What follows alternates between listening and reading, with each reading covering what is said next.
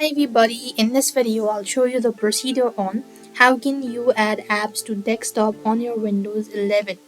In order to add apps to desktop in Windows 11, you want to simply make sure to watch this video right till the end. First of all, make sure that your Windows updated, and then what you have to do is come to the search bar here, and what you could actually do is you could simply, so here you want to come to the Windows tab, and you want to go ahead and click on all in the top of the page. Here you have all of these applications installed to your desktop, and in order to add it, so what you want to do is you could either go ahead and type in the name, or you could just go ahead and look for the suggestion itself. So what here I'm gonna do is I'm going to go ahead and add uTorrent. So first thing, you want to hold on or right click on the mouse and then drag it here and drop it outside.